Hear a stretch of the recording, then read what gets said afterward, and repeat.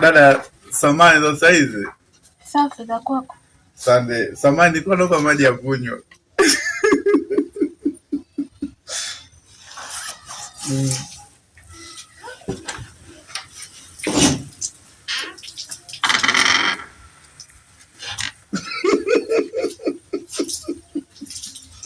Toto.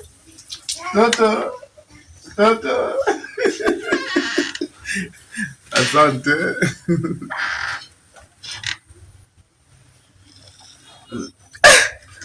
Nilikuwa na kiu.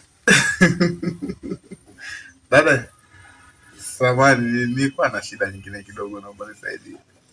Nikiuko unaponiona hapa mimi na matatizo ndugu yangu, kama kuna kikazi chochote cha kufanya ndani. Yaani hata kama kupiga deki, kuosha vyombo, kumwogesha mtoto, kumvalisha nguo, mimi naweza nikafanya. Una uhakika hizo kazi unaweza kuzifanya kweli?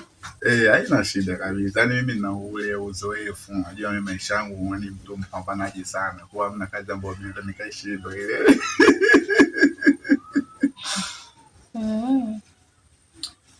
Hamna shida kuhusu hilo. Kwa sababu hata mimi nilikuwa natafuta mfanyakazi wa ndani. Kwa sababu mume wangu ameondoka. Kuna majukumu kidogo ya hapa ndani yananizidi. Mume wako ameondoka? Sasa mentali au? Sawa. Kwa hiyo kama wewe mnavyomuona huyo mtoto hapo, kuna kazi za kufua nini humo ndani, utaweza ukazimudu? Haina shida, mimi nafanya kazi. Mimi ni mchapakazi. Yaani sio kufua tu. Yaani hata ukinipea kwenye kazi zingine, kusafisha nyumba, ufanyaje? Yaani mimi niko fresh kabisa hivi. Unataka nikulipe shilingi ngapi? Jamani. Mapema. Mimi naona aibu juu.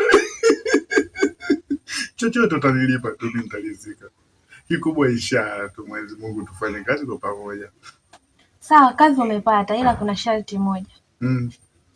Kila ikifika usiku nitakuwa natoa sehemu zako za siri, zinakaa pembeni, unalala. Ukiamka nazirudisha, unaendelea na maisha mengine.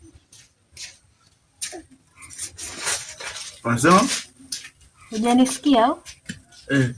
Kila ikifika usiku nitakuwa natoa sehemu zako za siri, naziweka pembeni.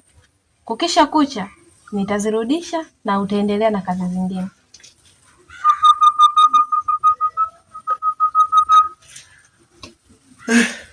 Na nitakulipa pesa nyingi.